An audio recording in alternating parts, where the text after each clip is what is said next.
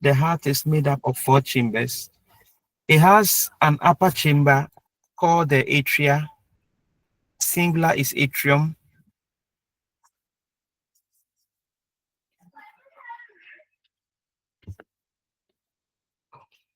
Then it also has a lower 2 chambers, which are called ventricles.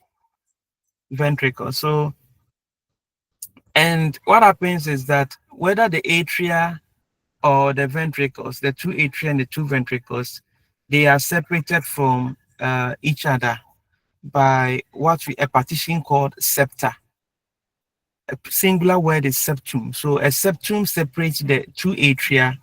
A septum also separates the 2 ventricles, and this gives us 4 chambers.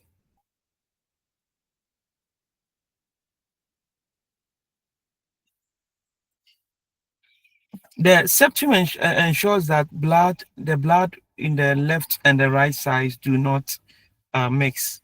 Okay, so there is blood flowing um, on the left upper chamber, then it goes to the left lower chamber.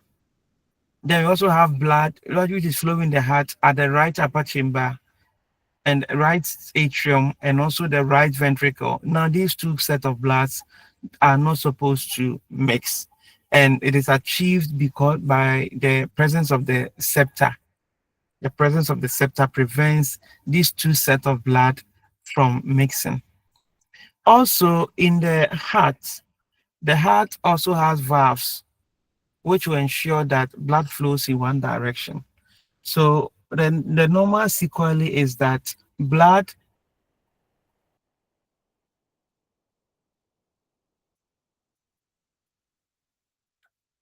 the normal sequelae is that blood reaches the upper chamber. The blood that reaches the upper chamber is to flow towards to the lower chamber. Then from the lower chamber, it will be pumped. The heart will pump it into larger vessels so that it is transported around the body. There shouldn't be a situation where when blood progresses to another chamber, the blood should find itself backwards. Okay, so and this is achieved by the presence of valves. So the valves ensure that there is unidirectional flow of blood. Now, there are other animals which also have the heart, but their heart is a little bit different from that of mammals. It is actually the heart of a mammal is relatively more advanced than that of the lower animals. So, for example, the fish has just 1 atrium and 1 ventricle. Amphibians rather have a 3 chambered heart. So the upper chambers are completely separated, but the lower chamber is only 1 chamber. But in humans have a similar heart design. The mammalian heart is similar to the design found in birds. Okay, so we and birds share the same um, heart features. In terms of the number of chambers, birds also have 4 chambers. But in the case of fish, it has only 2 chambers. And in the case of the amphibians, they have 3 chambers. Okay, so on the slide is a picture of the heart, and we have removed the front portion of the heart so that we can see the chamber. So this is the chamber on the right. We call it the right atrium. This is the right upper chamber, and it's on the right. We call it the right atrium. Then we have the lower chamber, which is the ventricle, and this is also found on the right. Can also see the left atrium and also the left ventricle. So, and you can also see some valves. These are valves which are also present in this picture. So we will look at the various parts. Okay, so That is, let's look at an additional information. So the circulatory system, mammalian circulatory system, is actually made up of two parts. The part that moves the blood and the part that also moves lymph. The part that moves the blood is what we call the cardiovascular system. Cardiovascular system. Okay. And the cardiovascular system is made up of the heart, the blood, then also vessels which carry blood toward the heart or away from the heart.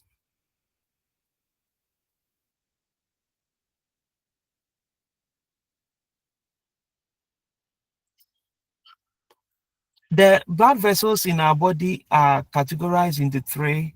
We have arteries, capillaries, and veins, but we'll talk about them. Okay, so there's a picture of the mammalian heart, and this is a pump, which is the heart, which is the pump. So the heart will pump blood to go around the body at this level of the capillaries. Then the nutrients and other things will be taken from the blood. Then the metabolic waste will be dumped into the blood. There will also be some fluid which is also outside the blood vessels at this point.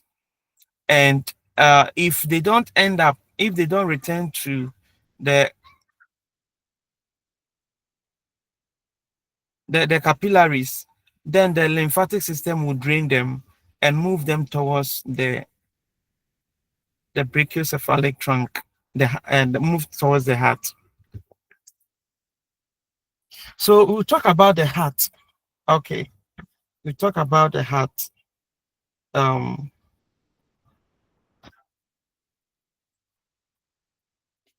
okay. So the heart, the mammalian heart is a cone shape. It's like a pyramid. It has a part that is pointed, then it has another part which is a little, which is broader, and that gives it a pyramidal shape or a cone shape. And the human heart, the mammalian heart, is found in the thoracic cavity, a place specifically called the mediastinum. And when we say mediastinum, it is actually a region in the thoracic cavity, but it is between your two lungs. Between the right lung and the left lung is a space which is filled by the heart. And it is also, the heart is also situated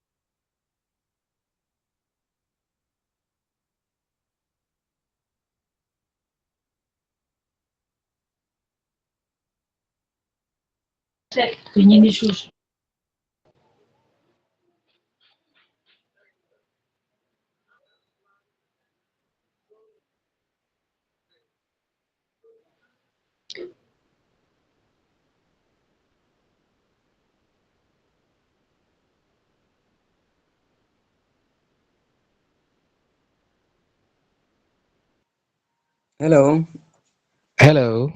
I can't hear anything. Oh. Hello, we can't hear anything. Okay. Hello. I The same believe thing. Oh. dog is Yes, I'm off. yes. sure dog Yes, is off. I suspect so.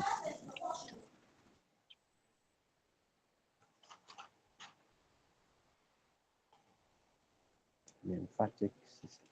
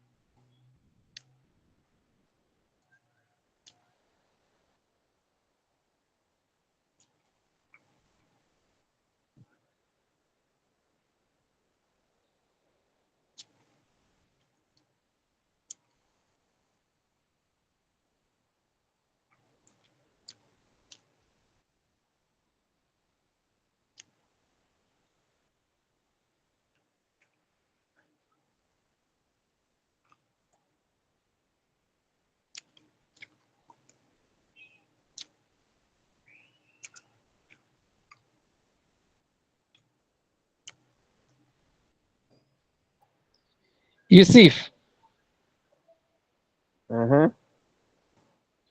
we can hear you. You can hear my.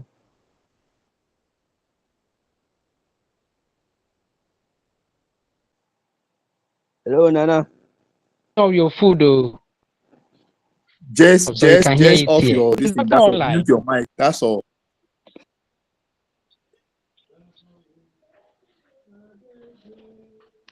Lord, is doctor online? Mr. Adimati, please contact him. He's offline. Okay, let Try and contact him.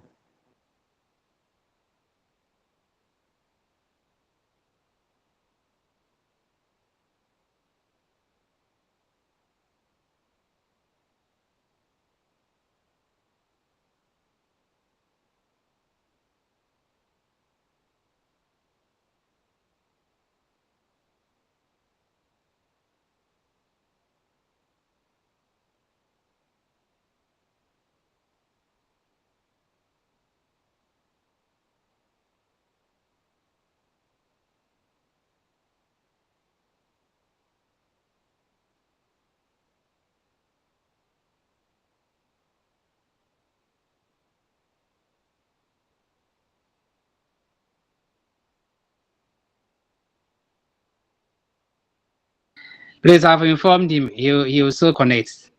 He didn't know.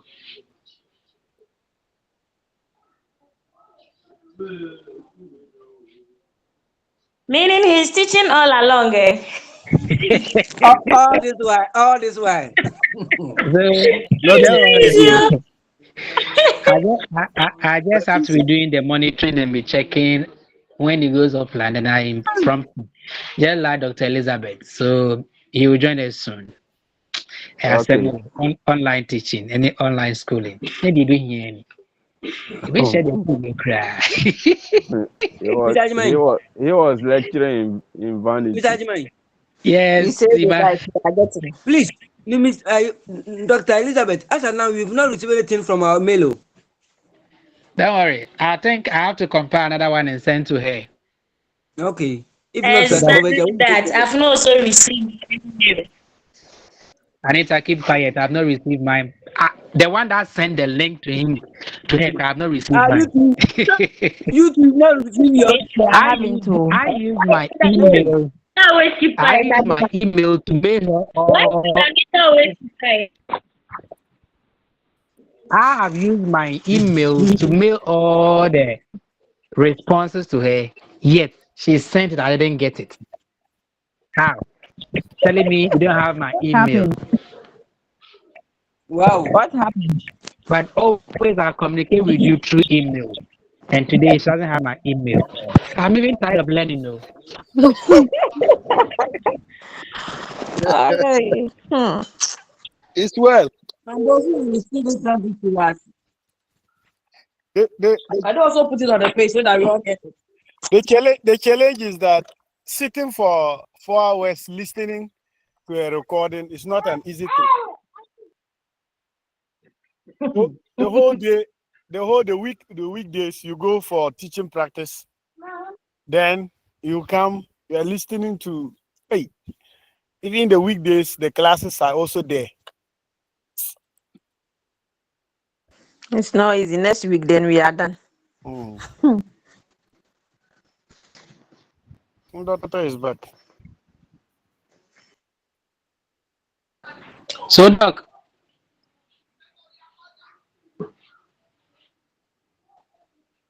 Doc.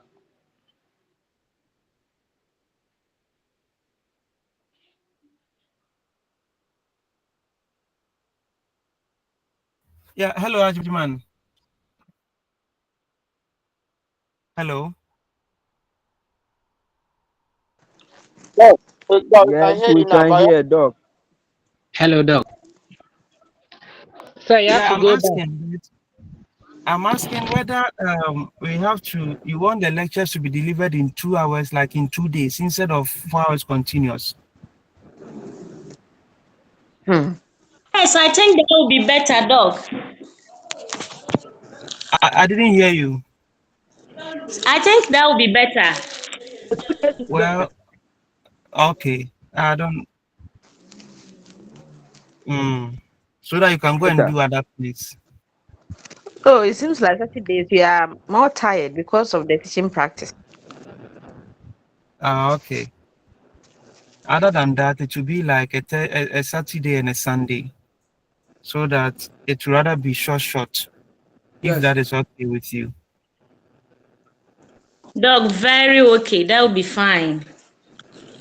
Okay. Your bread. I guess I am bread with it. Okay. Well, yeah, Mr.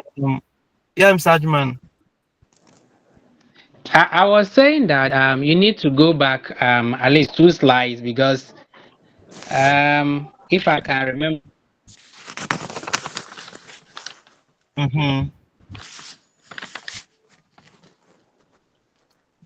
Here. No. Yes. Was I talking about the chambers of the heart? No. So the previous one. We passed this one. We are describing the heart. Looking at the heart. The diagram there. It's the location and stuff. Yes. I think that's where we were. Here. We're here. Here. Okay. Thank you. I didn't even know that I've gone off. Okay. So thank you, Ajman. Thank you. Okay, so the heart is it's a cone shaped or a pyramidal structure. And you know, with this cone shape or pyramidal structure, there is a part that is pointed, and we call that part apex. Then we have a part that is also broad. We call it the base. So the heart has an apex and it also has a base. Now, the heart is located in the thoracic cavity. Specifically, it is between your two lungs. So you have the right lung and the left lung. Then the space in between is what we call the mediastinum. mediastinum. And this mediastinum is directly behind your sternum. Know that the sternum is your breastbone. Your breastbone. So directly behind your breastbone is the mediastinum. Now the heart is seated on the diaphragm. In the thoracic cavity, it is seated on the thoracic diaphragm. We know that the last time we mentioned that the thoracic diaphragm plays an important role in breathing. Okay, so the heart is seated on it, and as it is seated on it, the apex points towards more of the left. So it is inclined such that it faces the left. Let me add this information that the heart is seated on the diaphragm.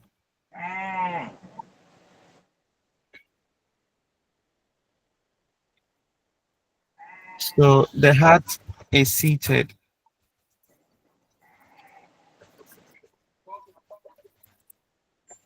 on the thoracic diaphragm.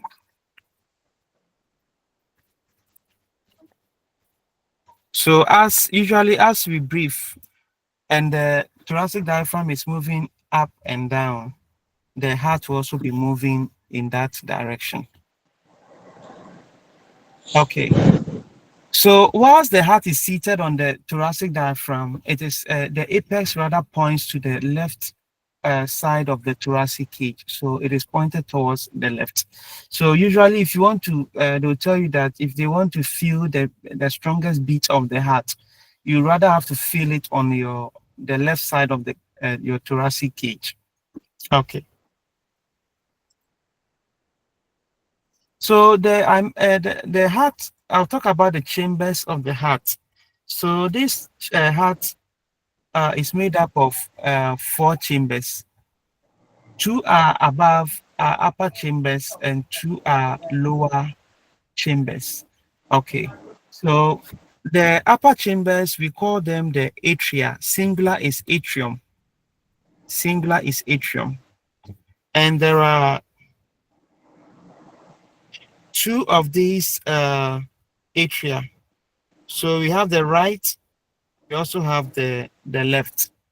Okay, so the right atrium receives blood from all parts of the body, including the lungs.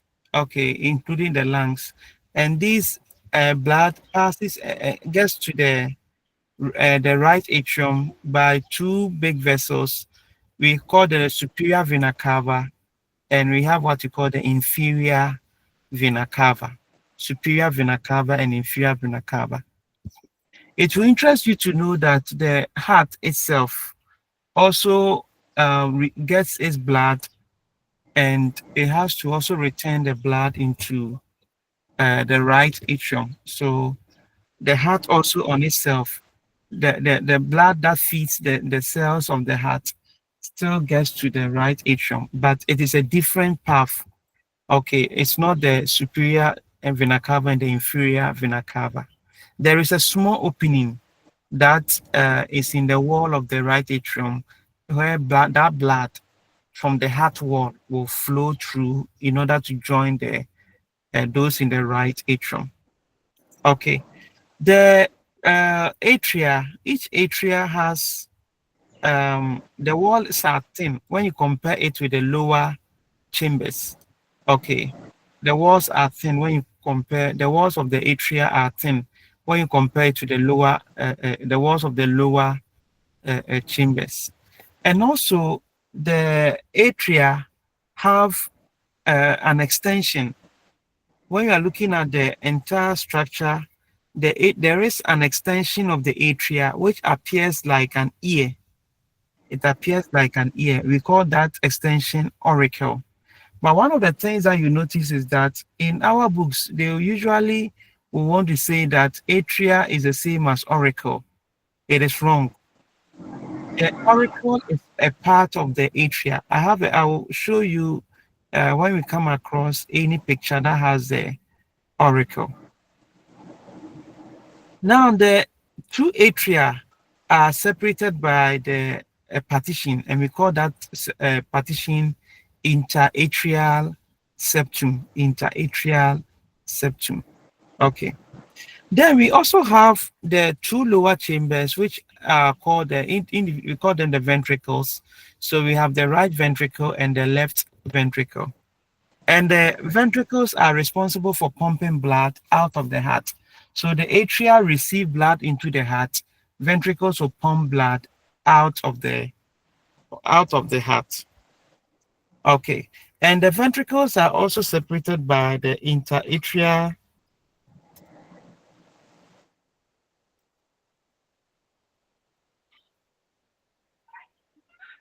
The ventricles are also separated by a septum, which we call the interventricular septum. Okay, so you can see the interventricular septum, the right ventricle and the left ventricle. You have the right atrium and the left atrium. Then we have the heart has a covering. The heart has a covering. So the heart, whilst it in the mediastinum, the heart is wrapped in a covering called pericardium. It is wrapped in a covering called pericardium. And this pericardia, this is the external, this pericardium. The pericardium is made up of about, like in total, we can talk about 3 layers. Okay, we have the external one, which we call the fibrous pericardium. Then we have the, okay, so I'll come to that. So the pericardium holds, covers the heart. Okay, it covers the heart, and that's the pericardium. So within the pericardium is a space within which a fluid is secreted. A small fluid is secreted, so that it will it reduces the friction that exists when the heart is moving within the pericardium. Okay, it's rubbing against the pericardium, and that fluid is what we call the pericardial fluid. The pericardium has 2 layers. It has an outer layer, which we call the fibrous pericardium. Then we have an inner layer, which we call the serous pericardium. The serous pericardium is further divided into 2 layers. One layer is actually in contact with the fibrous pericardium, whereas another layer is in contact with the heart. You cannot separate it from the heart. Neither can you also separate the layer, the serous pericardium from the fibrous pericardium. Okay, so the part of the serous pericardium which is in contact with the fibrous pericardium,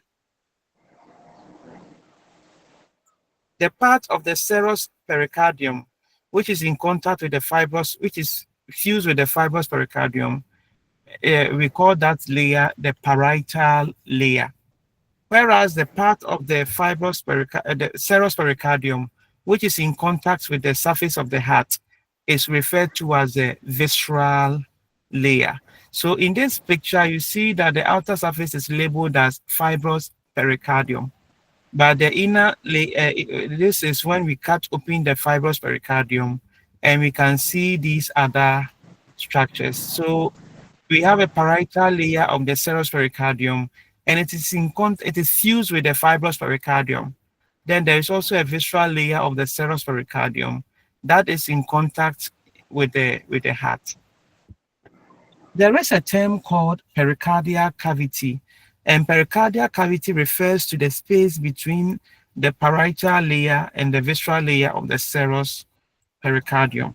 So, and this layer, the visceral pericardium secretes a very small amount of fluid, which into the pericardial cavity, and it would reduce the friction. That will, when anytime the friction between the heart and the wall of the pericardium, whenever the heart is moving. Okay, so that's what we say about the pericardial cavity. But do you have the heart shown there? You said? Do you have the cavity you just talk about? Is it found on this diagram? Yeah, so this is in this picture, the fibrous pericardium has been cut. to expose the heart. So on the surface of the Ghana. heart, Yankana. Bombo. Mr. Yusuf, please.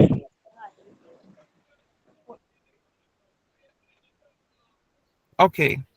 So within the this picture is a picture that we have cut through the fibrous pericardium, and we've been able to expose the heart.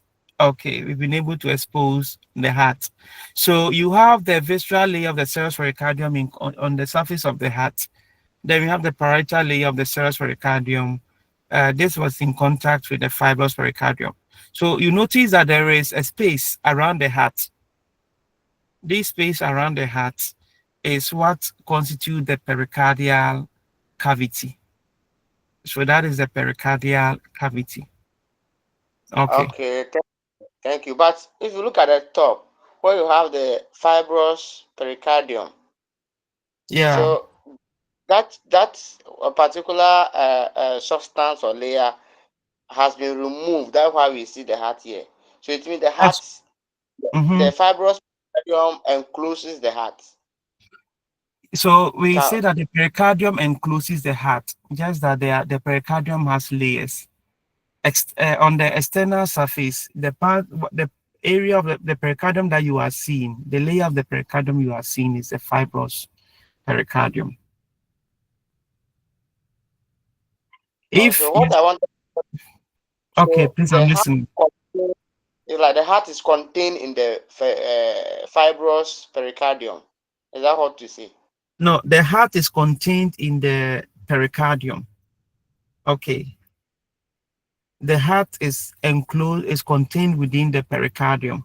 So more or it is, if you want to say, you can say that the pericardium wraps around the heart. So what I wanted to establish is that the whitish covering at the top diagram, the whitish covering where you have the fibrous pericardium, the heart is found there, isn't it? Yeah, but I wish you'd also I'm concerned about the use of the right term. So yeah, this entire the whitish structure, that's a So Frank. Hello, yes, sir. sir. Yeah.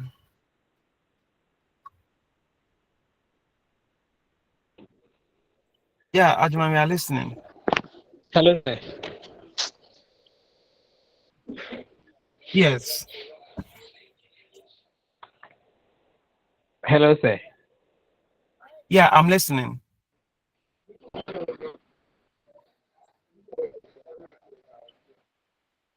Yeah, so I think what Frank was asking, if you look at the two diagrams, I cannot even see the top one, the one on the top. You see where you have this one, the fibrous pericardium. You see that column. That is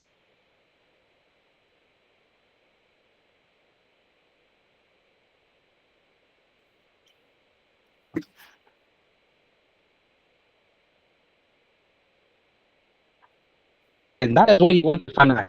It means that if it is not open, just as it's open within it, the heart is encased within that one. Where the white is not see there. If acid, that means the heart is within that white thing is the outer covering of the white. Is that not what Frank is finding out? Hello, Frank. Yes, So, that's what I. Yes. Yeah. So he want to establish that if the fibrous pericardium is not removed, you not see the heart as on the lower picture.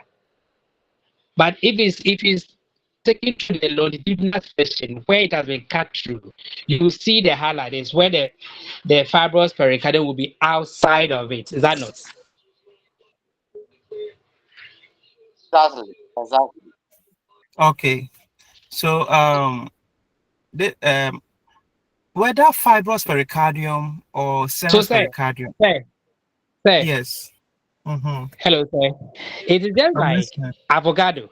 If you take Mm-hmm. avocado and you cut Yeah. open it, you will see the seed within. So Mm-hmm. it's just like the whole avocado. That is why you Yeah. see it as fibrous pericardium. But if you cut open the avocado, you will see the seed. That is the heart that you will see outside in the second picture. Mm-hmm. I think that is what Frank wants to find out. That if you remove the fibrous and pericardium, you will see the heart as it is in the lower picture. Just as if you cut avocado, that the covering that you see the avocado seed within it. Okay. Frank, is that not? So Yes, that's what I wanted to yeah. find out. So this is where I also come in. We can also use the same avocado. Okay. But if you see the peel, the seeds are when you cut open the avocado, that is when you cut through the wall, that is when you're going to meet the seed. Okay. But we cannot just say that what protects the seed, the peel. We cannot use the peel to refer to the entire structure that surrounds the seed. So there is a name for the entire structure that surrounds the seed. And the peel is just a section of that entire structure that surrounds the seed. Hence, I am saying that the pericardium is a sac, is a membrane that surrounds the heart. Okay. The pericardium has a number of layers. Okay. It has a number of layers. The outermost layer, which we are seeing, is what we call the fibrous pericardium. So when you want to say Thank you, that, sir. oh, if you cut the pericardium, you see the heart. In a way, it becomes dicey. That's why I'm raising concern about the use of the term. Okay, All please. right, sir. I don't know what Thank you. is a little clearer. Yes, I think it's clear now. Okay. Now the pericardium surrounds the heart, but if we take and I've mentioned that there is a particular layer of the pericardium, a particular layer of the pericardium which is in contact with the heart. You cannot separate it from the heart. Okay. Now when we take a section of the heart and we look at its walls. We notice the wall is made up of 3 layers. The wall is made up of 3 layers. So from the part that blood flows, that is the innermost layer, is what we call the endocardium. The innermost layer is the endocardium. And this endocardium is made up of the epithelium and a connective tissue that lies deep to the epithelium. So the epithelium is what we call the endothelium. Endothelium. This endothelium is made up of simple squamous epithelium. Then external to the endocardium is a thick layer of muscles. And these muscles are cardiac muscles. You know, in the cell and tissue, we looked at the different types of muscles. So we have cardiac muscles filling this layer. Those are the call it the myocardium. This is the region which actually contracts in order to generate force and move blood from various chambers and also from the atria to the ventricle and from ventricle outside the heart. So it is made up of cardiac muscles. Okay. Then external to the myocardium is the outer layer of the heart, which we call the epicardium. Now, this epicardium is coincidentally the same layer of the serous pericardium, which is in intimate contact with the heart. And this epicardium is what we call the visceral layer of the serous pericardium. Okay. Then, so those are the 3 layers of the heart. the epicardium, the myocardium, and the endocardium. The visceral pericardium, which is the epicardium, is secretes the pericardial fluid so that it will fill the space of the it will fill the pericardial cavity, and when the heart is beating, it can move freely within the pericardial cavity. Okay, please, any question?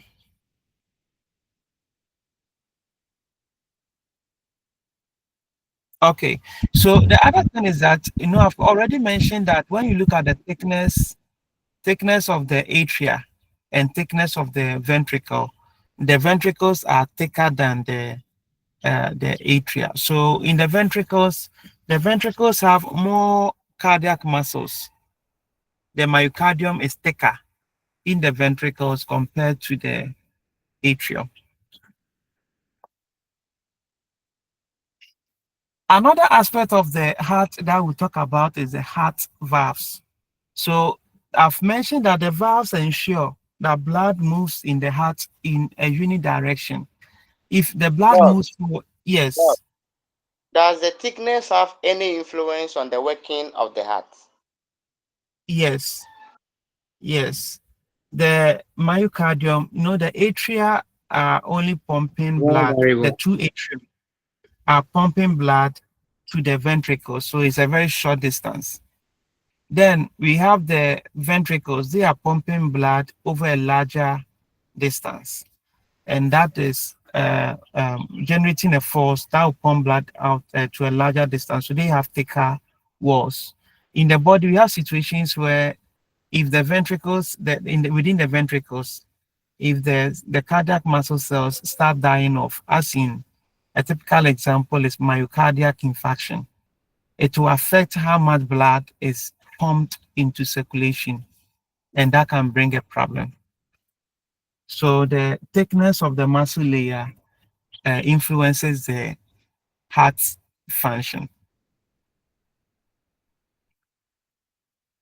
All right. Please. Okay. Then the other aspect of the heart is the presence of valves that will ensure that blood will move in one direction. I want to demystify something. In our books, they may let it look as if blood flows on the right side of the heart, then it goes out of the heart, then the same blood will now come to the left side of the heart, and it flows through the left side of the heart and it is pumped out of the heart. What happens is that the two atria act simultaneously.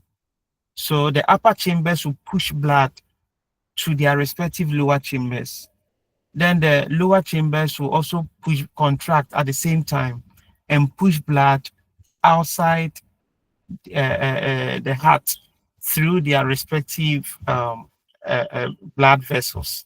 So I want to clarify that in case maybe some of us are having that, I have the misconception, I've been misinformed. Okay, so we have the of the blood, not a particular blood, but a sample of the blood is pumped to the left and right in that regard. So the two atria, right and left, they push blood to their ventricles. So left atrium push blood to the ventricle, left ventricle. Right atrium also push blood to the right ventricle, but it's happening at the same time. Okay. Then the ventricles will also push blood out of the heart, also at the same time. Okay. So I will talk more about the cardiac cycle. So yeah. So we have the valves, the two valves, a set of valves in the heart. There is one set of valves that lies between the atria and the ventricles. So we call them the atrioventricular valves. So we have the atrioventricular valves. So they will allow blood to move from the atria to the ventricles, but they will prevent blood from the ventricles from flowing back to the atria. Okay, so the atrioventricular valves prevent the backflow of blood into the atria, especially when the ventricles are contracting, they are squeezing on themselves, okay, to move blood out of the heart. The valves will close so that the blood will not flow back into the atrium. There are two sets of them. On the right side, we have what we call the tricuspid valve. Then on the left side, the valve is what we call the valve bicuspid valve. Bicuspid valve. We call it tricuspid valve because the valve is made up of some membranes, and they are in the tricuspid valve. There are three of these membranes. Okay, but in the bicuspid valve, we can only see two of these membranes. Those membranes, we call them cusp. So the tricuspid valve has three cusps, whereas the bicuspid valve has two cusps. Okay, these are the membranes. This part is the membrane. Okay, so hence we call the one on the right side tricuspid because of the three. Then the bicuspid, we call it because of the presence of two membranes. In some books, you also come across the mitral valve. Mitral valve. It is also another term for the bicuspid valve. I'll add so that I'm sure many of us have seen this one. Usually, we encourage when during the exams, we don't go and say that bicuspid valve is the same as the mitral valve. We would not ask that question. There are many questions that can be asked. Okay. Then we have the other set of valves. We call them the semilunar valves. The semilunar valves. Now, these are valves that lies between the ventricles and the blood vessels that carry blood, transport blood away from the ventricles. Associated with the right ventricle is a blood vessel called the pulmonary trunk. And associated with the left ventricle is a blood vessel called the ascending aorta. Ascending aorta.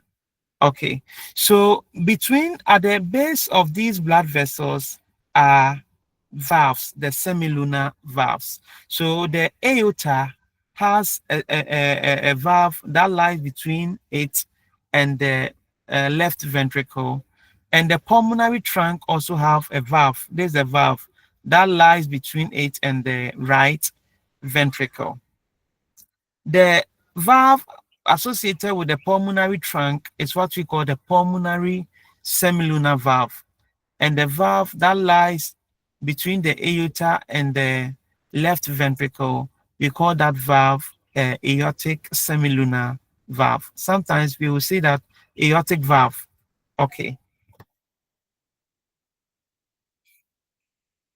Please, any question?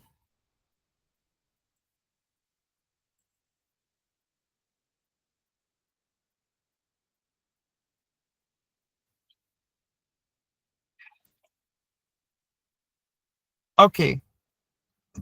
We have the heart has its electrical activity. The heart is made up of cardiac muscle cells, and these are specialized cells.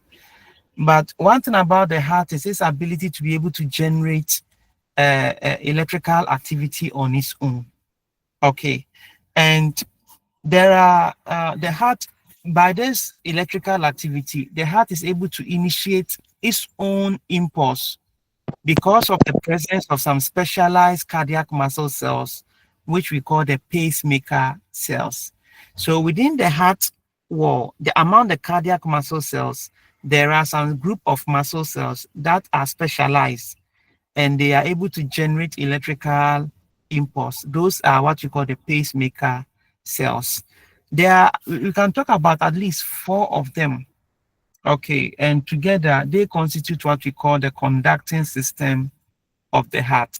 So that when you hear conducting system of the heart, it's a terminology that refers to those specialized cells that helps the heart to generate, that are the origin of the electrical activity of the heart. What are these? In the right atrium, we have one between the right atrium, with the right atrium, close to where the superior vena cava joins. We have what you call the SA node or the sinoatrial node. In the same right Doc, atrium, yes. before you go on to the part, please, could you throw more light on the electrical activity of the heart? We only Okay. know that electricity produced in water and other stuff, but the heart, how is that? How does it work? Oh, okay. So this electrical activity is as a result of the changes in the electrical, the voltage across the plasma membrane. Is a change in the voltage across the plasma membrane. Um, so what happens is when ions move across the walls, when ions move across the walls of the cells, it changes the electrical current across the walls. Okay, and that is, it's a miniature electrical current. The voltage is not as high as what we see in what we feel in the house. You know, in the cells, miniature voltages, and that is all this as a result of movement of ions across the walls of the plasma membrane. Okay. I think the forum, maybe we will look at it and see if we can talk about that before this particular um, module ends. Okay. Based on your question, we wanted to exclude a particular topic, but we want to reconsider that so that it doesn't generate. I think it can be helpful for you. Okay, so we in the human body, when you talk about the electrical current activity, it's attributed to electrical current. We have what you call membrane potential and action potential. So these specialized cells, because of ionic movement, movement of ions across their plasma membrane, they are able to change, it generates an electrical response, which can either be a membrane potential or an electric potential, so or an action potential. And these are conducted, they are transmitted in the walls of the heart, and this can affect the other cardiac muscle cells, and it can bring about contraction. Okay. Please, I hope this explanation rather helps. Okay, I'm fine. I hope to hear more as you move, as you said. So. Okay, yeah. So within the heart, we have what you call the sinoatrial node in the atrium, right atrium, and close to where we have the superior vena cava. Okay. Then in the same right atrium, in the wall that separates the right atrium from the left atrium, we also have another of the cell. We call it the AV node, atrioventricular node. Okay. Then the third one lies in the interventricular septum. It lies in the interventricular septum. We call it the bundle of His, or AV bundle. AV bundle, or the bundle of His.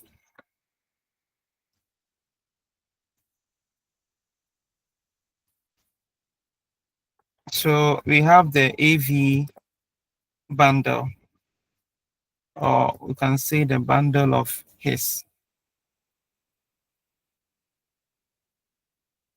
Then still within the interventricular septum is also another part of the conducting system. The bundle of His divides into two. It divides into a right part and a left part. So it divides into what we call the bundle branches. So we have the right bundle branches and the left bundle branches. Okay. Then the bundle branches are transmitted through the walls, of the ventricles as Purkinje fibers. So we have the sinoatrial node, the atrioventricular node, bundle of His. We have the bundle branches and the Purkinje fibers.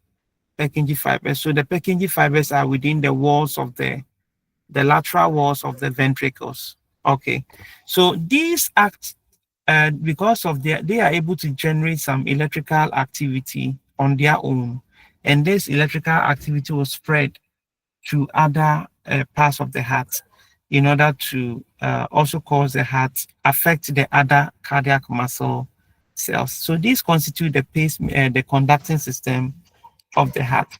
In our heart, the most important pacemaker is the SA node, followed by the AV node. So we have what you call the primary pacemaker, and it refers to the sinoatrial node. Then we have the AV node as the secondary pacemaker. So what happens is that the sinoatrial node is first generates the electrical impulse. Then the impulse will spread through the entire atria. When it spreads through the entire atria, it will also spread towards the AV node. Then the AV node will also be activated to generate its impulse. And this impulse will spread through the bundle of His. Then the bundle of His will also generate its impulse, and it will spread through the bundle branches Hello, all the way to the Purkinje. hello, dog. Yes. Please, I'm getting a bit confused. Okay. The pacemaker cells, are they not the same as the AV mode and then the NV mode? The pacemaker Because cells. This slide that has come has made the first one. I'm confused with the first one. So the pacemaker cells, there are a number of them in the heart. There are 5. They are about, you can talk about a minimum of 5, but they don't act at the same time. They act in sequence. They act in sequence. So the first to act is the SA node. Then it will generate its electrical activity. It will spread. Then after some time, the AV node will also generate its electrical activity. That will also spread. Okay, there's a part of the heart that it can spread to. Then from the AV node, the bundle so the first one, the first one being the what actually initiate the process before is spark. I know that the last four receive signals from the SE, but SE node. So what will spark the SE before it will be activated to work for others to follow? Okay. Well, this is more, and it's just outside the scope. It's just it's outside your scope. But I will. Let me give that. So I was telling you about the membrane potential, that there is an electrical current across the plasma membrane of cells. So these pacemaker cells, the SA node, for example, has an unstable membrane potential. There are some proteins in the plasma membrane which which sometimes opens by itself so that ions will move across it. So when ions move across the plasma membrane through those proteins, it will change the electrical current, the electrical current across the plasma membrane, and that will generate an electrical activity. Do you? I don't know whether you understand it a bit. Doc, it is coming small. Yeah. So yeah. So if you take it as a cell, those pacemaker cells, ions are moving across their plasma membrane. Ions are always they are moving across their plasma membrane, and this ionic movement will cause the membrane to change in membrane potential. Yeah, and that is the source of the electrical current. Okay. So these pacemaker cells, they act in order in a sequence. It's not like all of them are acting at the same time. So sinoatrial node fires, it will generate this electrical impulse and it will spread it. Those electrical impulse will spread through the entire atria.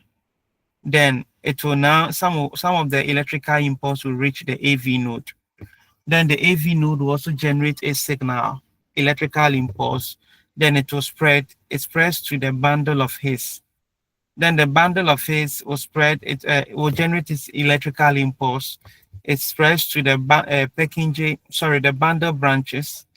Then the bundle branches will spread the this will also generate this electrical impulse, which will spread through the Purkinje fibers.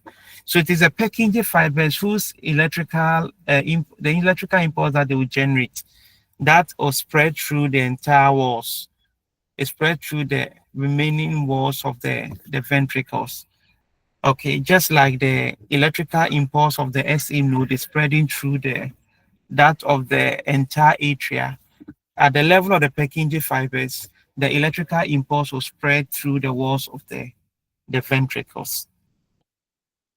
Okay. So, Doc, does it happen both at the right and the left at the same time? So, at the level of the atria, the SA node takes care of the two. Okay. And with the Purkinje fibers, there is Purkinje fibers on the right ventricle. Then there is also Purkinje fibers on the left ventricle. So at this point, the electrical impulse from the bundle of His, the electrical impulse will go to the right bundle branch and the left bundle branch. So the left bundle branch will spread, will cause the Purkinje, will spread to the Purkinje fibers, and the Purkinje fibers will spread through the entire, like the left side of the heart, left side of the ventricles. Then when it comes to the right bundle branch, that is also a signal, its electrical impulse will also cause the Purkinje fibers to generate electrical impulse that will spread through the right ventricles. But they are happening at the same time.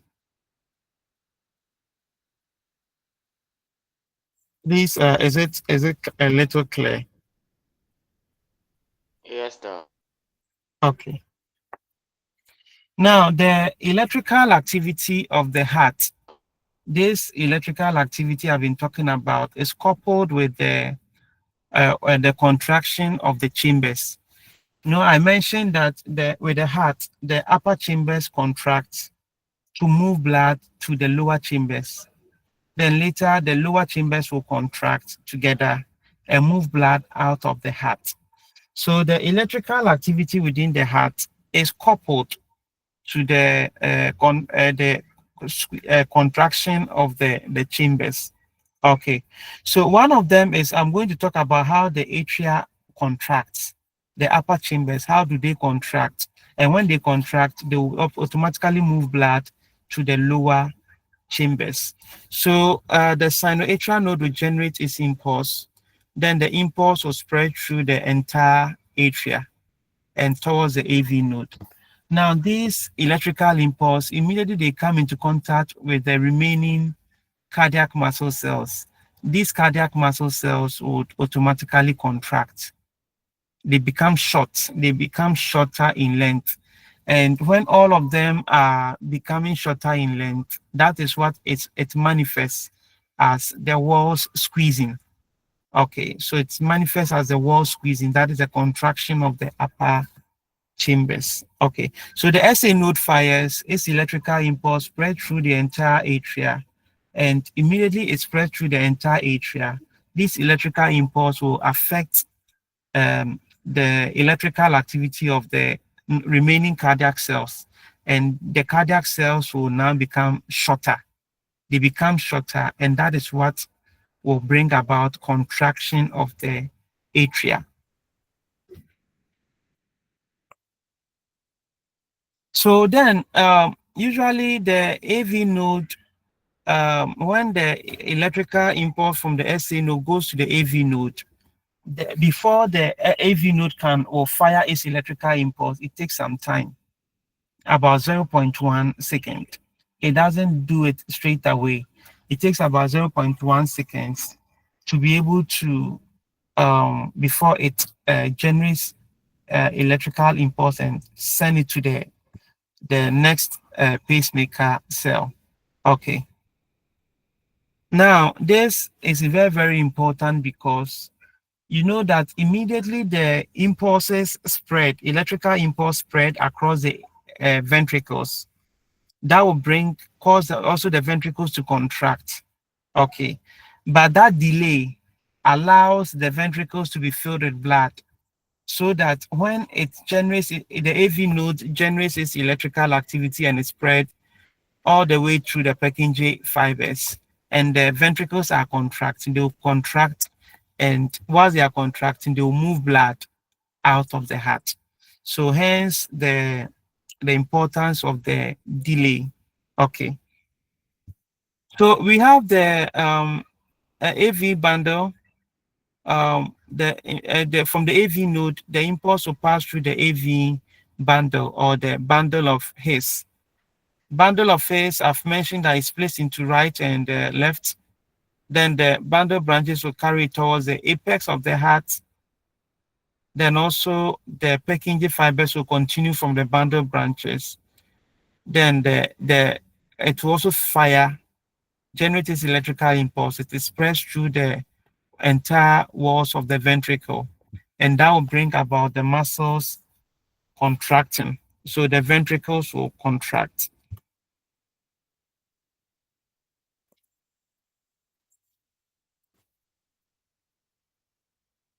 Okay. Okay. Doc, So we yes. have another physical activity that is undergone by the body system. Talking about the nerves, do they also undergo electrical conductivity? Please, a question again.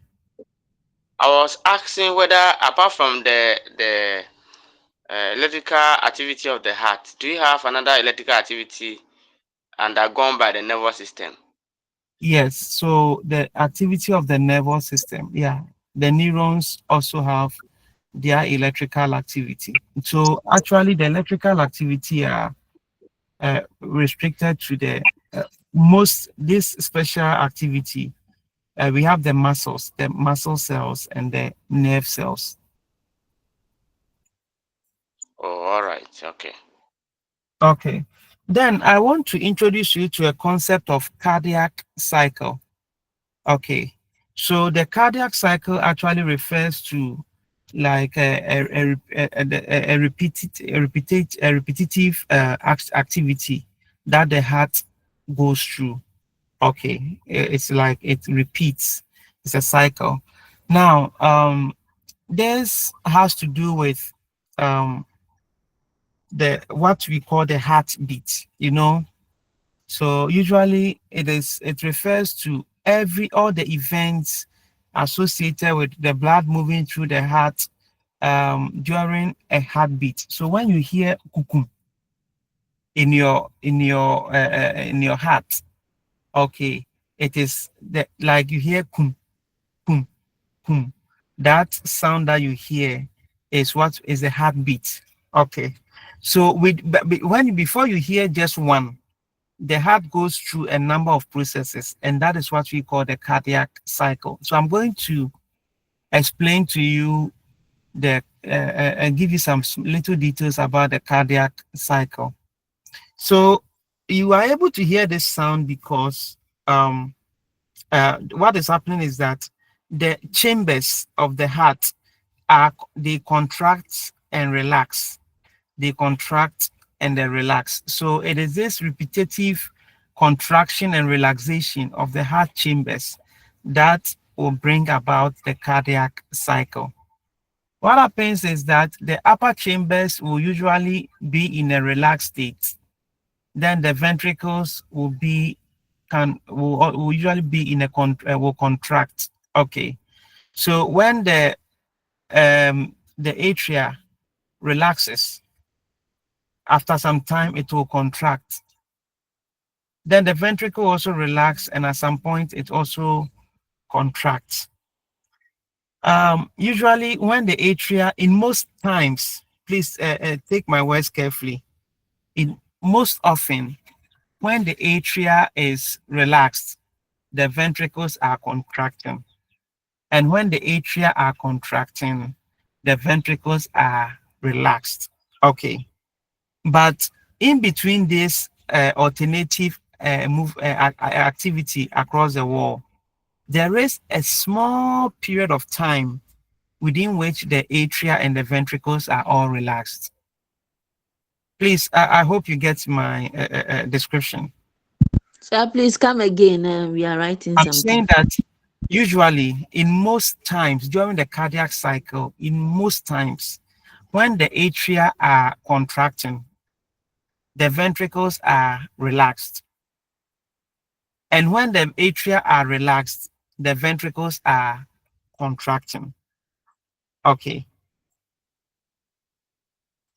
It's only a thin line. There's a very small period of time within which the atria and the ventricles are all in a relaxed state. A very small time within which the atria and the ventricles are all in a relaxed state. Okay. But other than that, most times in the cardiac cycle, when the two atria contract, the two ventricles will be relaxed. And when by the time the two ventricles are contracting, the two atria are relaxed. Please, is it a little clear? Yes, Doc. Okay. Now we have a term called systole and diastole. Systole refers to the contraction when the heart muscles contract, and diastole refers to when the heart muscles relax. So we have systolic and diastolic. So in the cardiac cycles, there is the atria will contract, so the atria will be in a systole. And when we say that the atria is relaxed, it means that atria is in a diastole. Similarly, when the ventricles are contracting, ventricles are in a systole. And when ventricles are relaxing, ventricles are in a diastole. Okay. So now, because usually the activity within the ventricles is more prominent compared to that of the atrium, and hence when it comes to the heartbeat, you usually hear of we just use one side. So we use the ventricles as our reference point. So when the ventricles contract and the ventricles now relaxes, then that gives us a heartbeat. So in order to be able to monitor it, we can use all parts of the body to monitor the number of cardiac cycle. But often we just have to stick to one. And the ventricles is our preferred choice because its activity, the muscles in them, and the electrical activity, everything, it's more prominent compared to the atria. And hence, when it comes to the contraction, the cardiac cycle, we usually use the ventricles as our reference. Okay, so when the ventricles contract and relax, that is one heartbeat.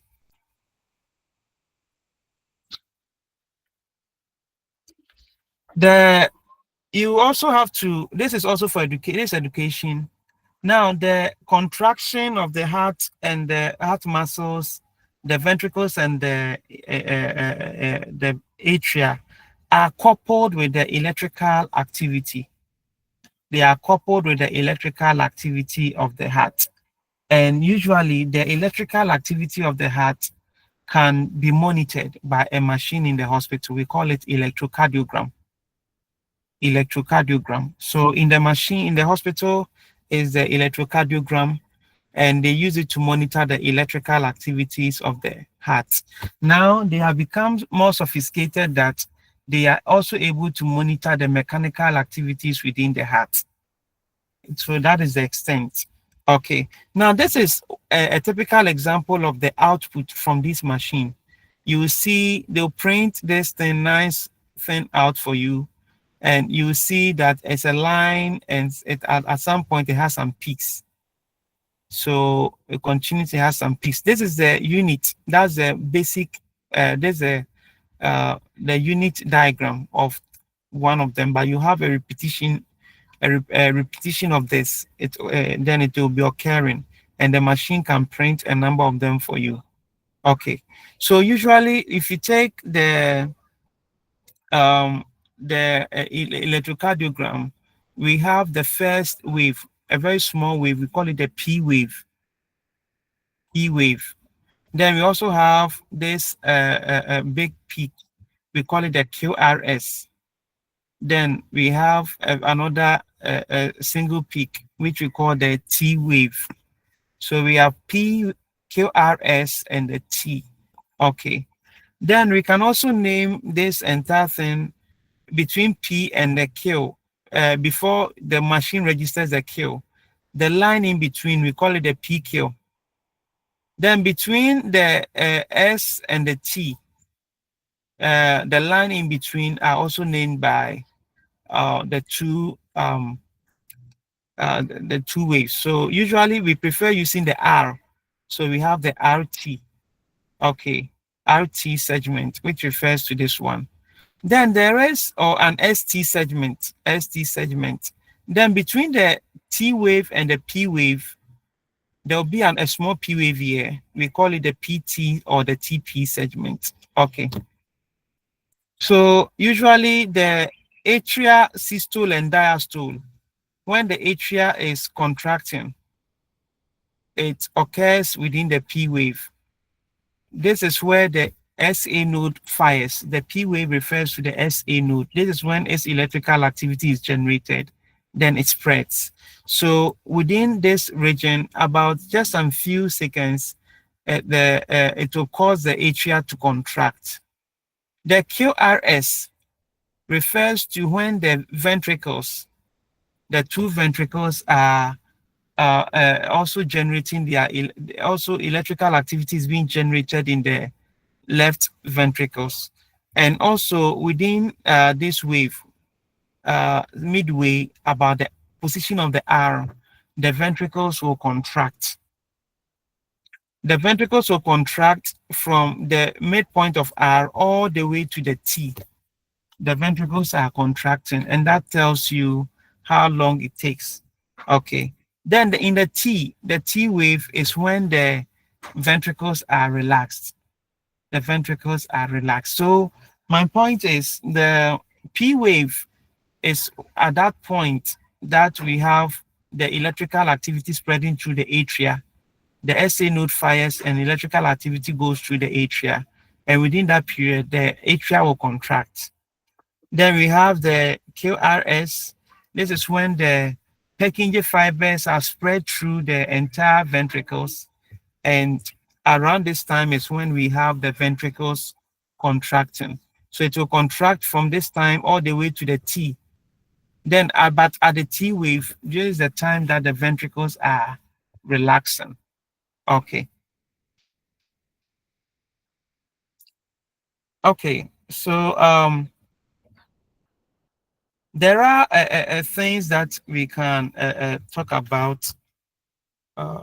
Okay, so usually let's look at the TP segment within this period. What is happening? So within this period, usually the right atrium will receive blood. This is the time, you see that before I mentioned that the atria contracts around this time. So before this, that's a TP, what will happen is that the atria, the right atrium and the left atrium will be relaxed. And when they are relaxed, they will receive blood from their respective parts of the body. So the right atrium will receive blood from all parts of the body, including the heart. Then the left atrium will receive blood from the lungs. And this lung will goes through some blood vessels to go to the left atrium. We call those vessels the pulmonary veins. Okay. Now, within this same period, blood is flowing, the AV valves are open, but the semilunar valves are closed. But blood will flow from the it will even flow from the atrium to the ventricles. Okay. Then we come to the P wave. Within the P wave, this is where the atrial contraction occurs following the sinoatrial node firing. So the sinoatrial node fires, atria will ultimately contract, and it will further move, it will cause the atria to further move more blood into the ventricles. Okay. And after this, then the atria will relax. The atria will relax. Then we come to the QRS. The QRS. So during the QRS, this is where the ventricles are going to contract. When they contract, they will move blood out of the ventricles, and it will push blood out of the ventricles into the pulmonary trunk and the aorta. Okay, so they'll move blood into the circulation. Now, the blood that they move into the circulation is what we have a term called the stroke volume. So in a single heartbeat, the volume of blood that the ventricles will move will pump into the pulmonary trunk and the aorta. We call it the stroke volume. Now, this is the volume that is moved during one heartbeat. So assuming that the heart beats about 60 times in a minute, we will be able to estimate the total volume of blood that the heart would have pumped into the circulation. And that is what we call the stroke, we call it the cardiac output. Cardiac output. Cardiac output. So we have the cardiac output and the stroke volume. Usually when the ventricles pump blood out of the heart, there is a volume of blood that still remains in the ventricle. We call it end systolic volume. End systolic volume. And before the ventricles are contracting, the ventricles will be relaxed. All the blood that will fill when the ventricles are relaxed, we call it the end diastolic volume. End diastolic volume. Okay, so these are some of the things that you will learn regarding the heart. Okay, then lastly, when we get to in the ECG, there is a T wave, the ventricles would relax, and during this time, when the ventricles are relaxing, some of the blood may want to flow back from the aorta and the pulmonary trunk into the ventricles. But during that time, the valves, the semilunar valves will close. And when they close, they will prevent blood from flowing back into the ventricles. Okay. Okay.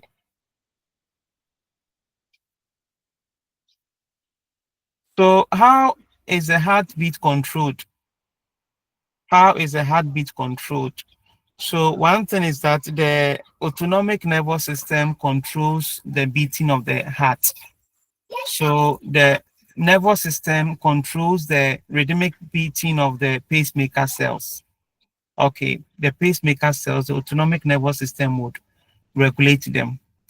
What happens is that the autonomic nervous system has what you call the parasympathetic and the sympathetic. So the parasympathetic system, they reduce the heartbeat. But the sympathetic system will rather increase the heartbeat. So they would cause if it's parasympathetic system, they will cause the pacemaker cells to generate more electric impulses. If the sympathetic system, they will generate more electric impulses within a very short time. But when it is in the parasympathetic system, they will cause the pacemaker cells to generate fewer electrical impulses. Okay. Okay, please, any question?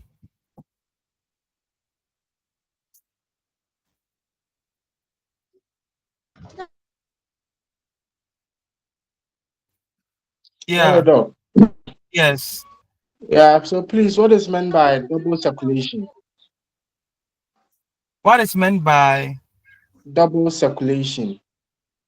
Oh, the double circulation is because we have two forms of circulation. I will talk about them.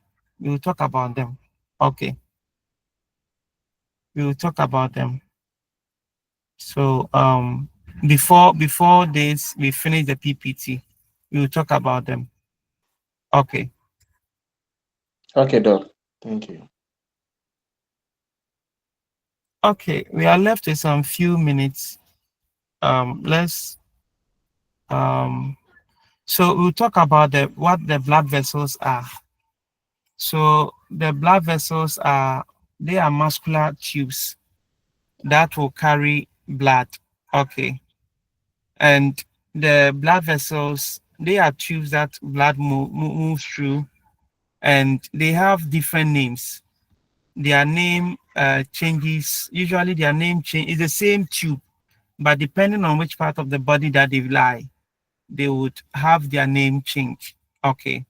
Sometimes they can also they could be named by the body organ that they are serving, or they supply, or they associate with. So you'll be hearing words like brachial blood vessels. When we say brachial blood vessels, we are referring to the the the, the upper limb, the arm. Humeral is still related to the arm. Mesenteric is more of the intestines. Sometimes jugular, neck. Tibial, that is with the leg. Okay. We have brachiocephalic, which means that they supply the head and also the arm. They are associated with the head and the arm. The blood vessels, like the heart, is also Sir, made. Yes. please come back to the terms again. Oh, okay. So you Yeah. hear terms like brachial. Brachial refers to the arm. Brachial refers to the arm. Humeral it's like the humerus, the bone.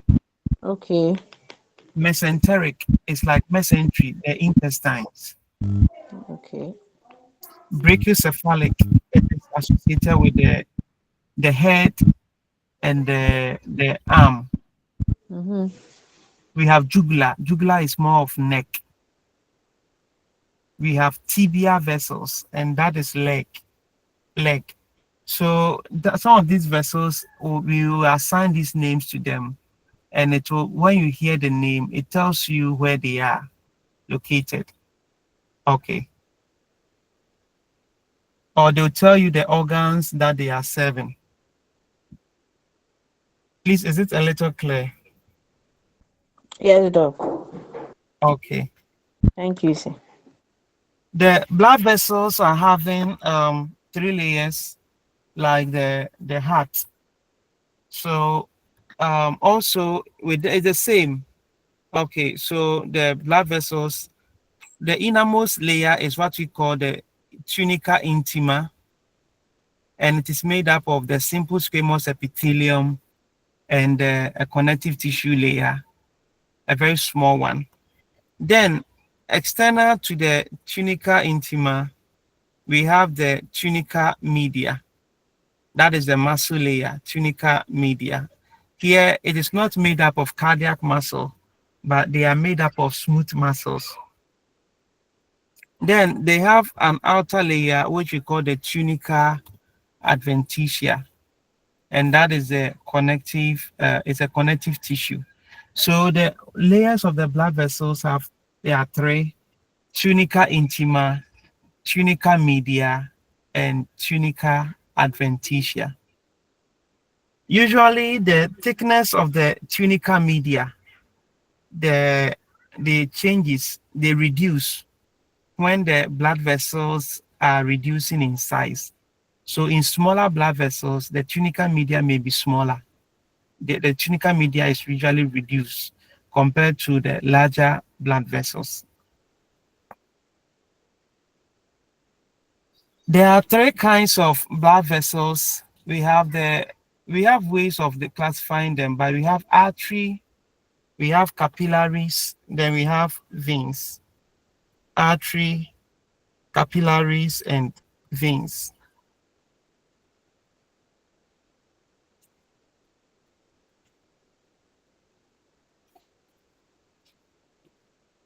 So this is a diagram which connects the heart to the blood vessels. So we look at them. So the artery are a set of blood vessels that move blood out of the heart. So they transport blood from the heart and they transport it towards the capillaries.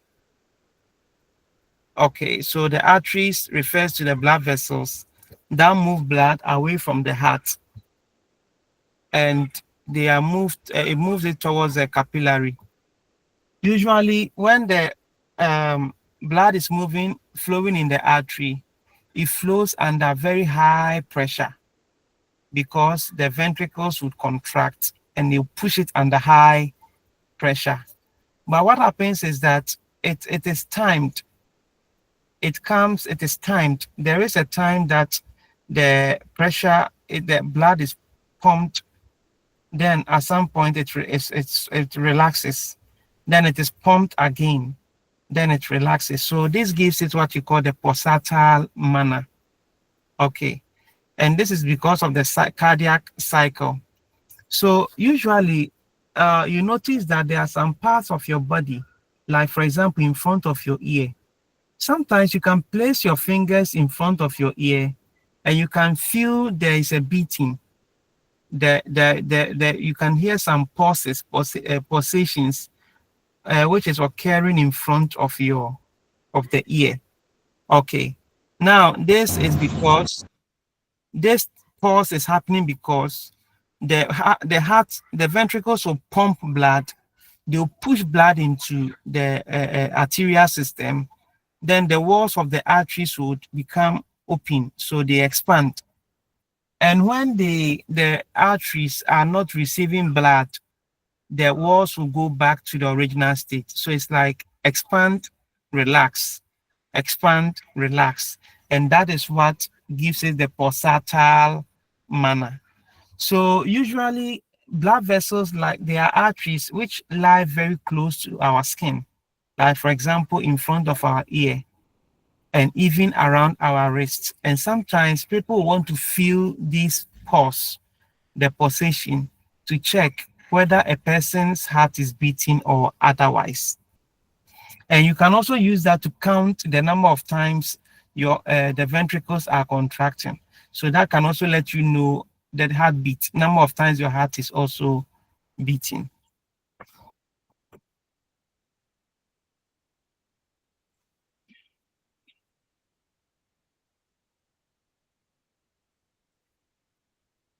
I want us to talk about the major. Yeah, so with the arteries, there are different types of the arteries. So usually the arteries, they begin as like we have the big arteries, which are the elastic arteries.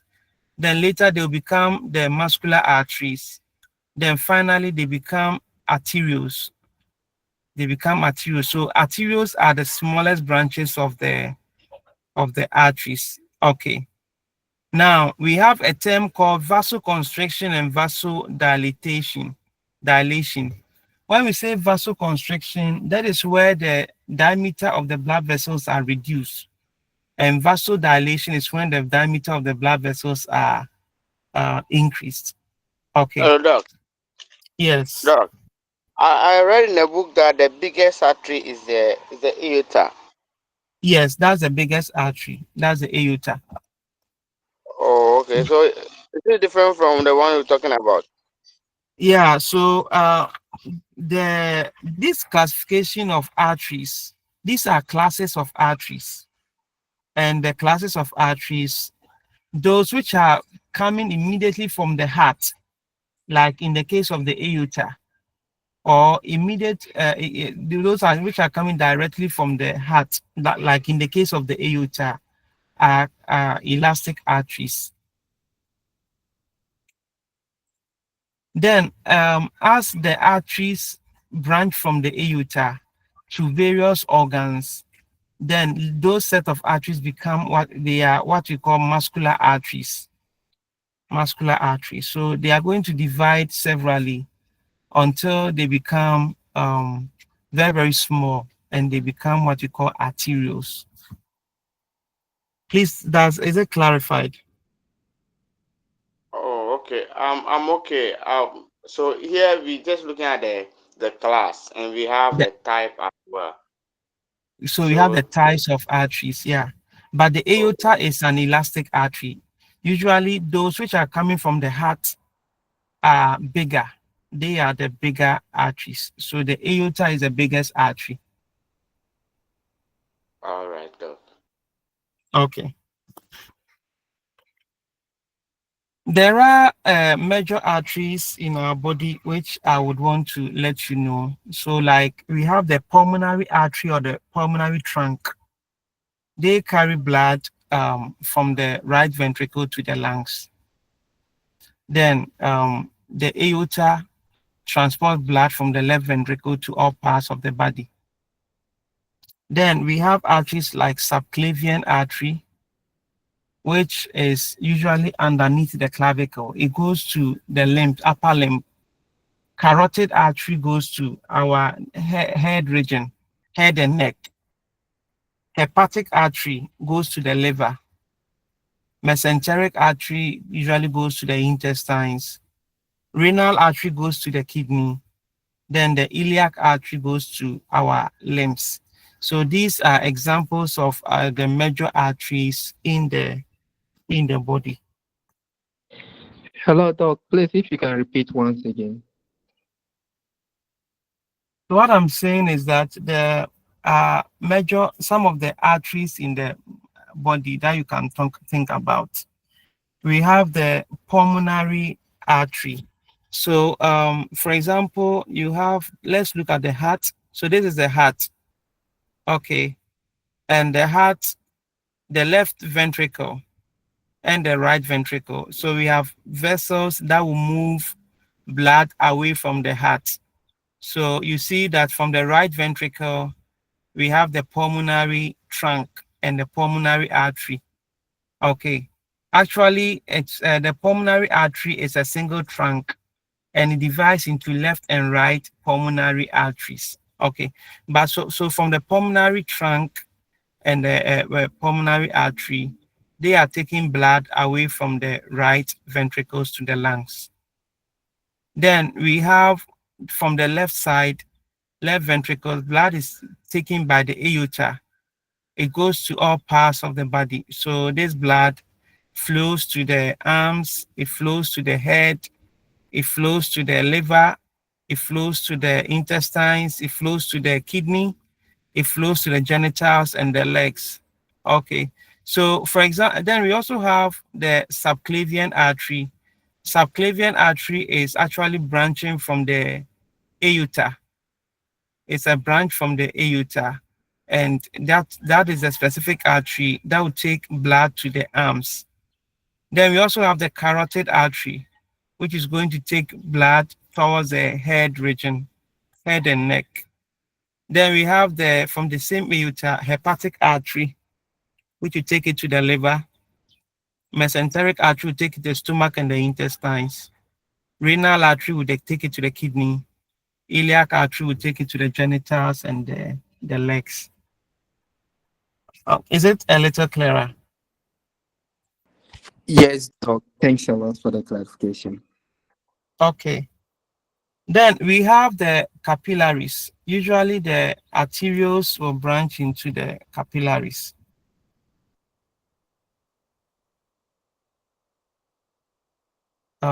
Please a moment.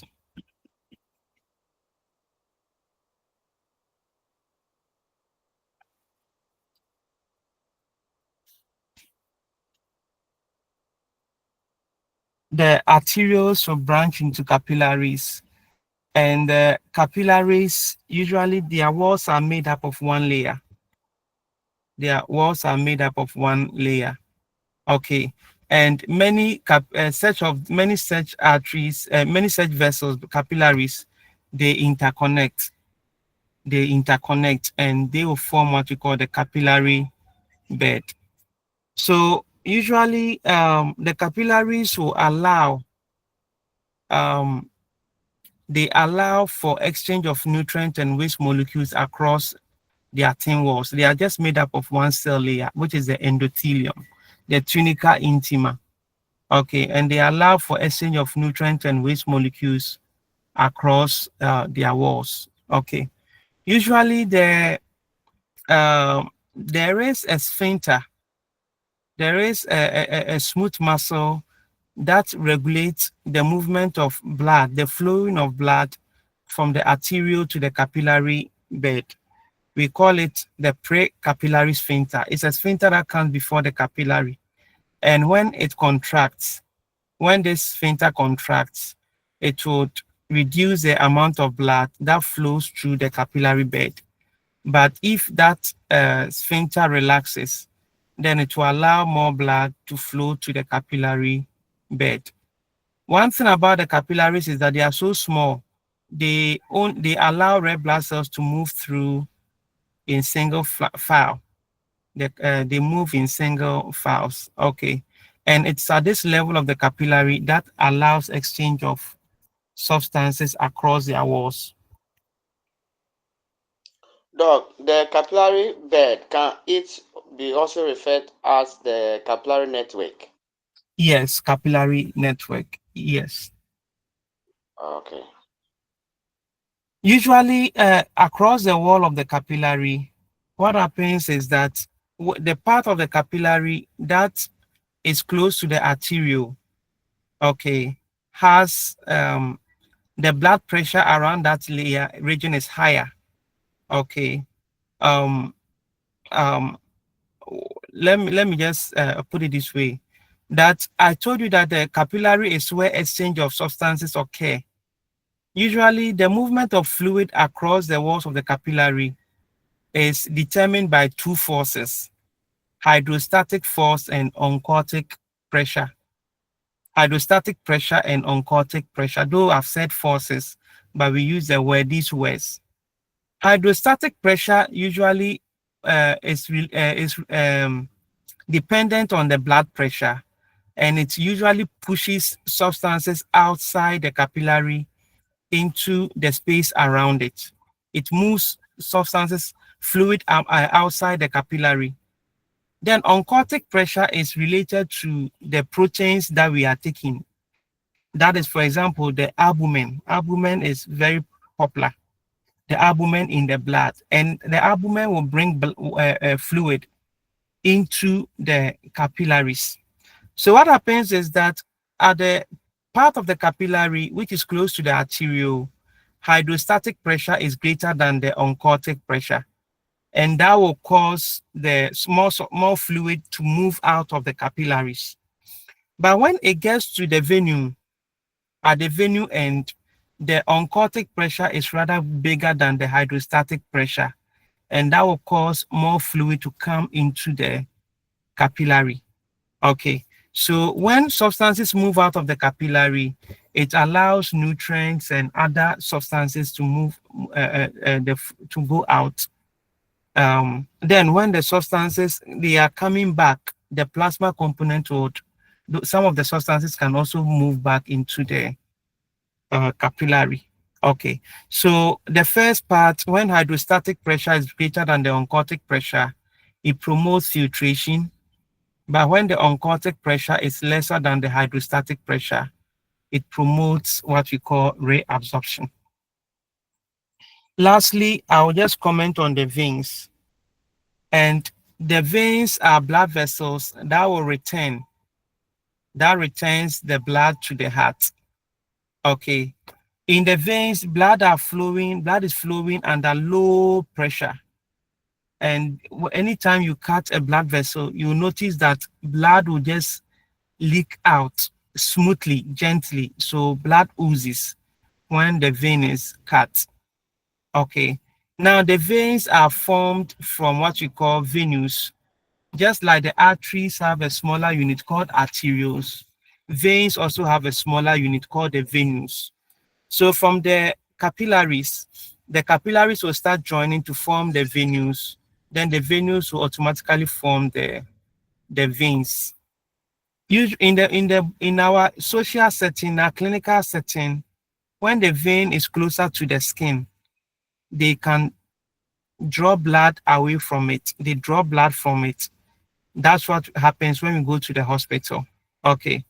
And we also have situations where some people be walking and you notice that there are some blood vessels on their legs which have become very, very prominent.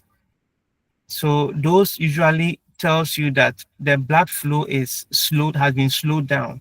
There is a blockade somewhere. So if you have some individuals, someone with veins on the lower limb or on the abdomen, if the person is not a pregnant person, you have to advise the person to seek medical attention because it denotes that there is blockade in the flow. Okay. Usually the body, because blood is flowing under low pressure, the body ensures there are some things in place that will ensure that blood is flowing in one direction towards the heart. So we have, for example, the veins have valves, and the valves will ensure that blood will flow through them, and the valves will prevent blood from flowing backwards. Okay. Then also in the legs, we have also when we are walking, there are some skeletal muscles in our leg which will be contracting and be help to move blood in the veins. Sometimes there are another thing is that sometimes the veins will be having some arteries which will be accompanying them. And blood flows in the arteries in a pulsatile manner. So those pulsatile activity can also help blood to flow through the veins.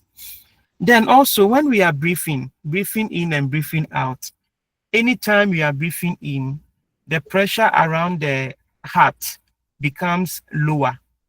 And this encourages more blood to flow towards the heart. Okay, so these are some of the factors that ensure that blood flows in one direction in the venous system. There are some major veins in our body, and this I'll just talk about. So we pay attention to the atrium. So the person used auricle. It's a wrong diagram. But we have, for example, the superior vena cava. The superior vena cava retains blood from the head and the arms, so into the atrium. Then we have the inferior vena cava. This is the inferior vena cava, and it is returning blood from the liver, the stomach, and the intestine, the kidney, the genitals, and the leg.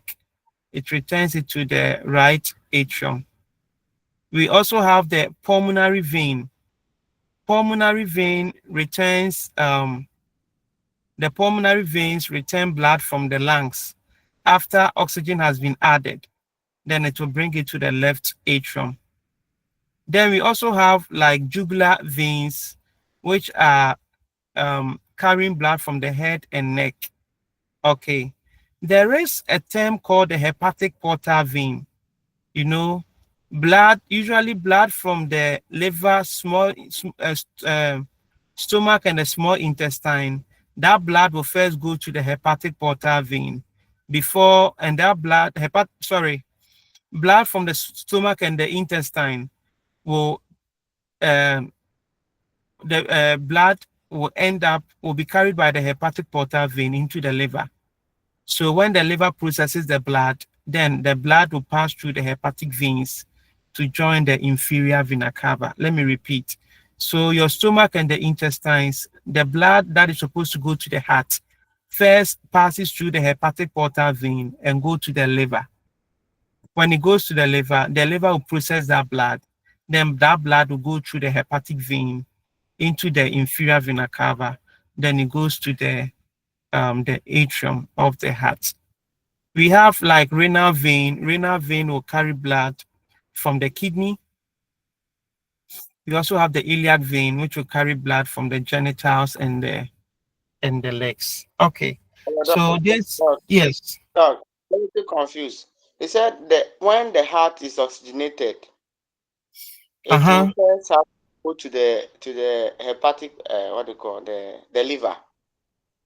No, I'm saying that the blood from your stomach and the intestine and and the digestive system, rest of the digestive system, which is supposed to return to the heart. That blood first passes through the liver, through the hepatic portal vein. No, it's not harmless. No Okay. pain, so you don't allow. From there, then it will go to the heart for oxygenation. No. Sorry. Okay. It will go to the heart, and the heart pump it further for oxygenation. Oh, someone is unmuted.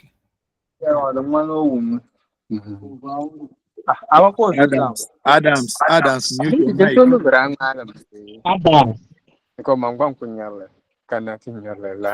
Adam, please mute yourself. Yeah, please, a question again.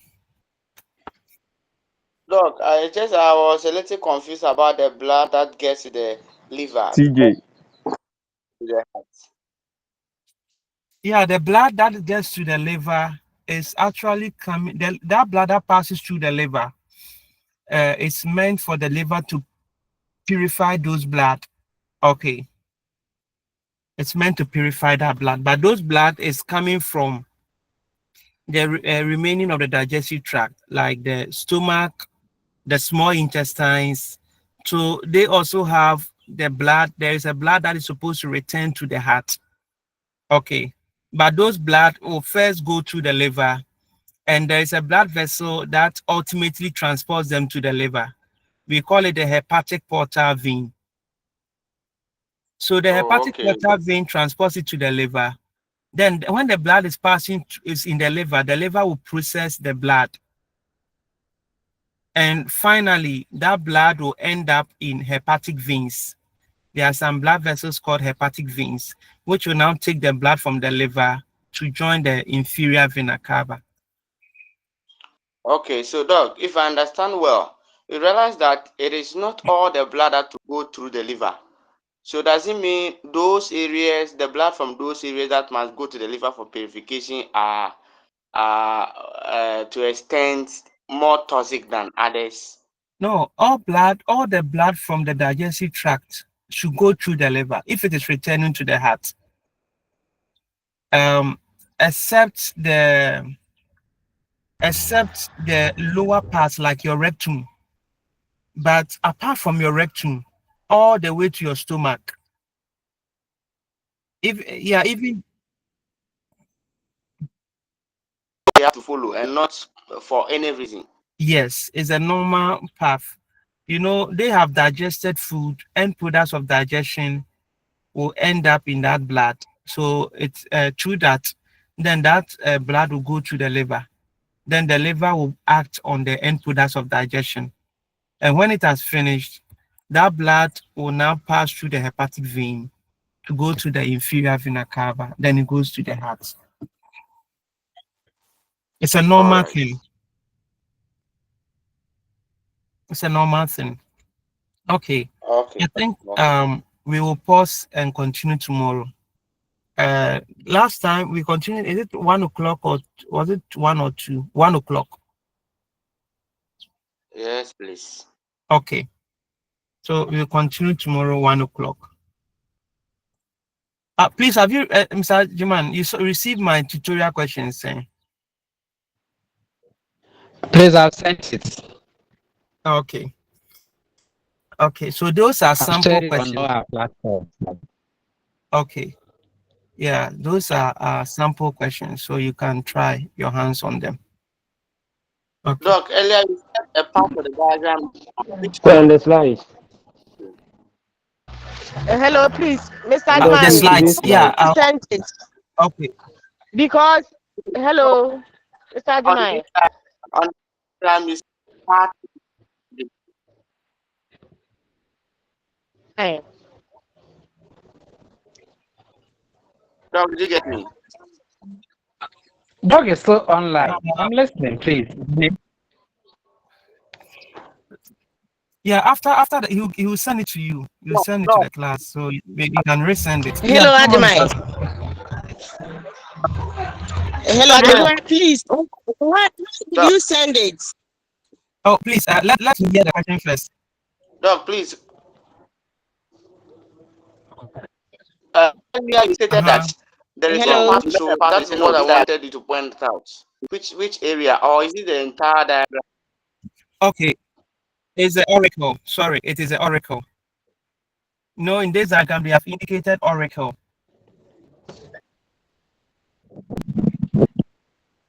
Do you see it?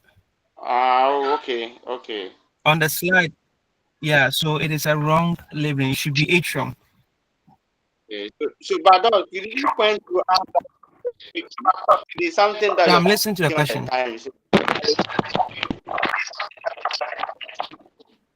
You said, please, Doc, I didn't hear the question.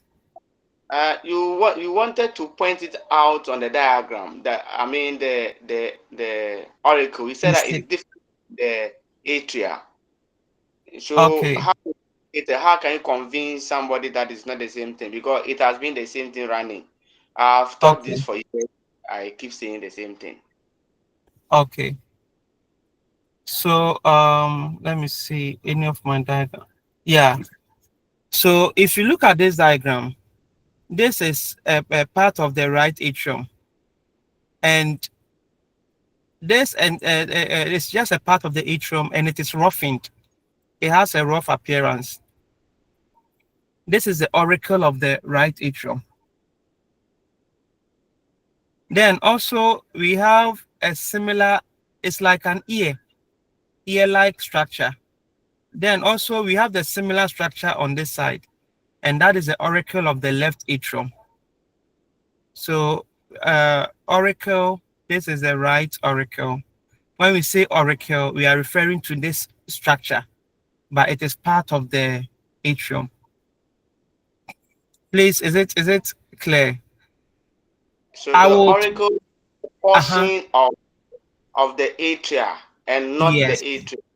Yes, auricle is just a portion of the atrium. It is not the entire atrium. So when are we going to get rid of this? Because in our books everywhere they are there.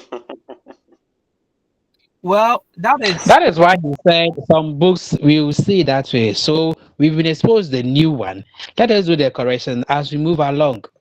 Yeah, because sometimes in the some of these, this is purely anatomy.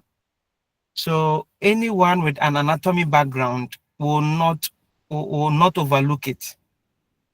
But if the person doesn't have an anatomy background, for that person, okay, auricle or atrium, they will just take it like that. But those of us with anatomy background, we are always seeking to correct it. So since you are the educationist, it has started with you, so you can correct it for us.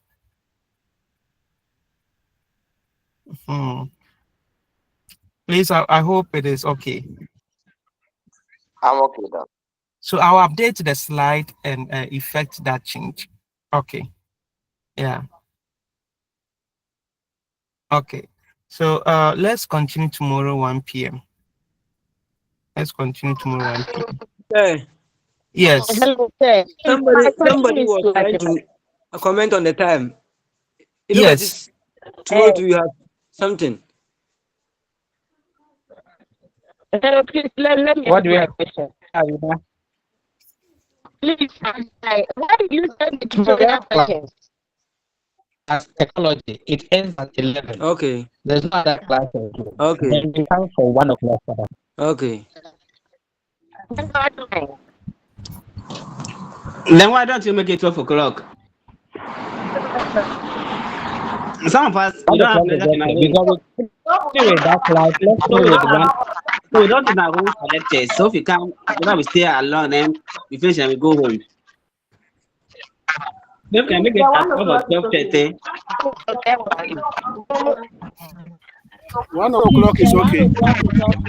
1 is okay so that we can relax a little before we start this one. it's okay, please. Okay. Mr. Ajman, if there is a change in the time, just let me know. Okay.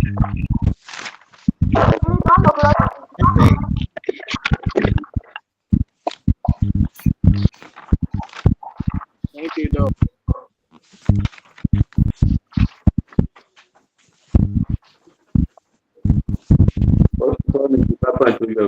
Yusuf go there ba. Nyawa tije onwa yarma ya. Enya amra azploma. Ola. Aya ganma ajman ya ko yara ya furo ne no ordinary mbo. Anye yo. Hello, Ajman. Is Ajman around? Ajman. Okay. Ajman is there. You me and mala chi da babu. Muna na mala fira. To So supervise Hello, ma. Ajman. you can call her. You can call her. I yell di mara ka say yella. You can call. Hello, Ajman. To.